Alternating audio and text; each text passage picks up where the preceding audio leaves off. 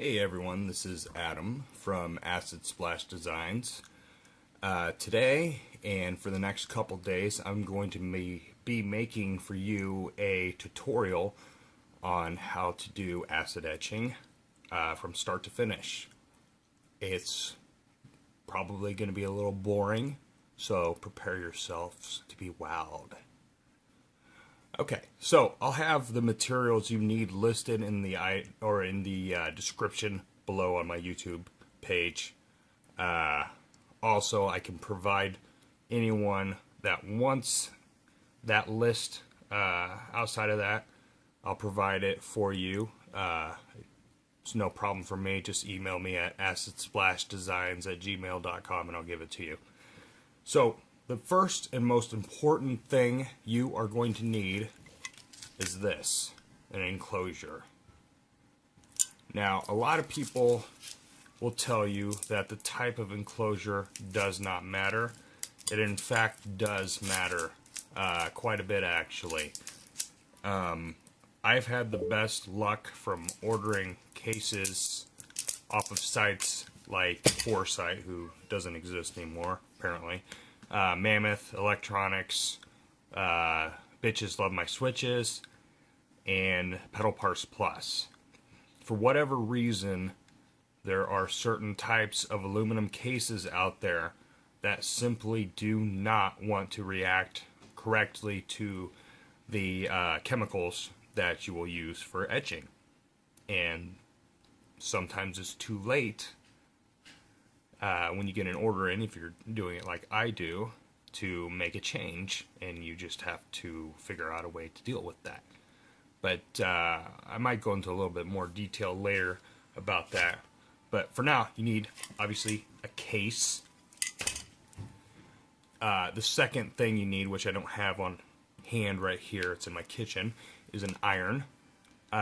You need an iron that I would recommend is cheap, number one, because you're going to be using it in a manner that's not what it's made for. So why spend a lot of money on it? Number two, you want one with a no steam option. You do not want your transfers to get wet. And I'll explain what a transfer is as well. But for right now, trust me, go to, a thrift store, something like that, Kohl's, when they have sales, whatever.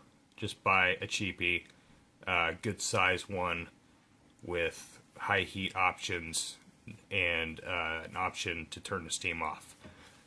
The most important thing you will need is, most important thing you are going to need is transfer paper. Unfortunately, the best one available to you is no longer made. I don't know why. It's ridiculous, and it actually forced me to stop doing acid etching because it worked better than anything out there. It's from the dollar store. In fact, I think it was Dollar Tree, and I have a bunch of these left that nobody else has probably. But these things work fantastic.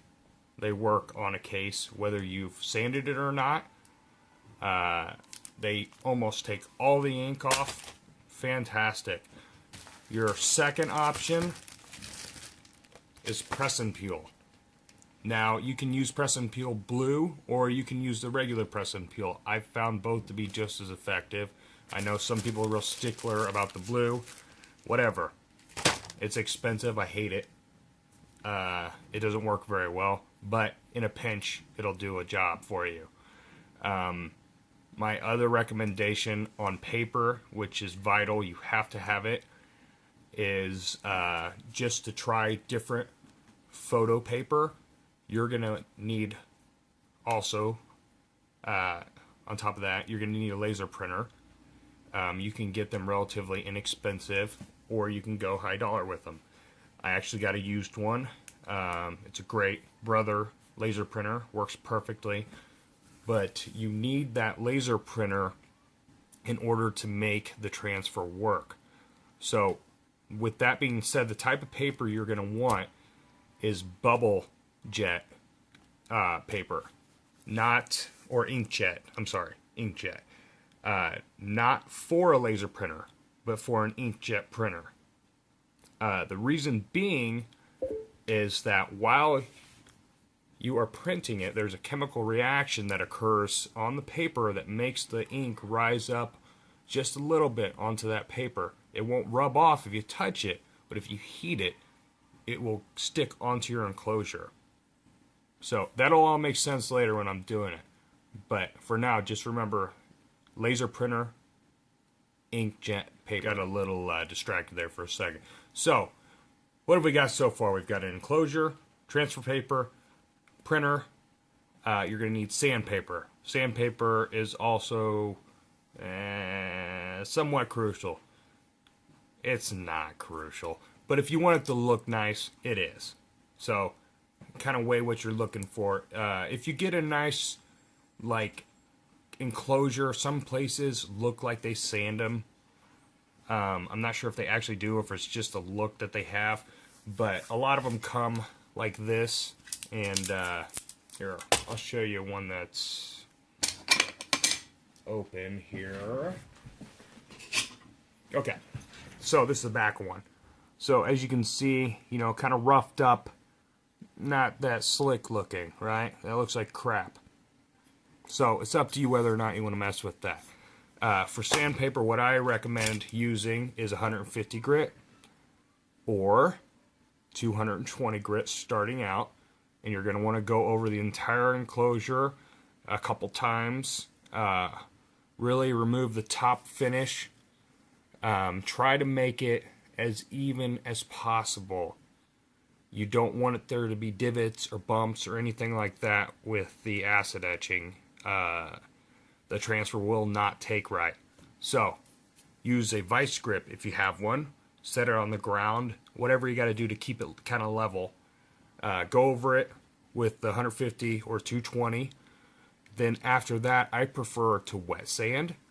The first part I dry sand, then the second part I wet sand. And the reason I wet sand is, number one, the dust doesn't kick up in my face, so that I don't have to wear a mask or respirator when I'm sanding.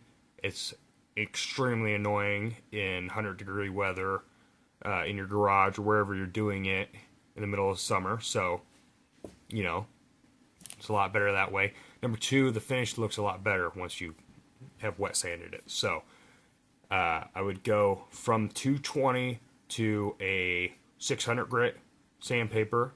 They make metal 600 grit, and I'll show you all this stuff later. I don't actually have it all on hand anymore because I don't do it. 800 grit after that, and then 1,000 to 1,200, somewhere around there, to kind of finish it off. And all in all, sanding, you know, probably take you 40 minutes tops. 20 minutes if you're good at it. 15 if you have a machine that does sanding for you like I do.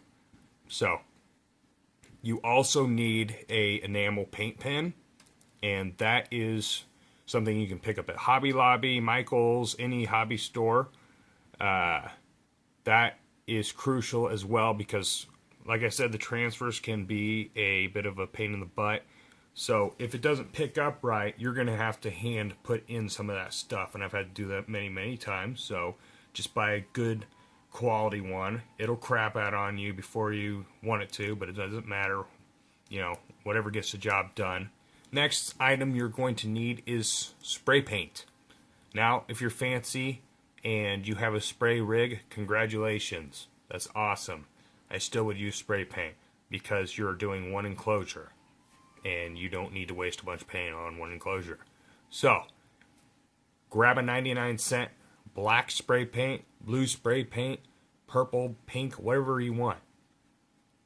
Grab that, and what you're going to do is you're going to set the enclosure down. Well, you know what? I'm not even going to go into that yet. Okay. Sorry, I'm getting ahead of myself. So,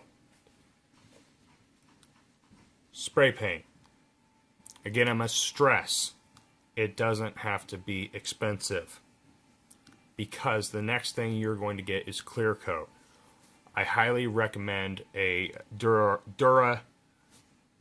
clear coat. I think Rust-Oleum makes them.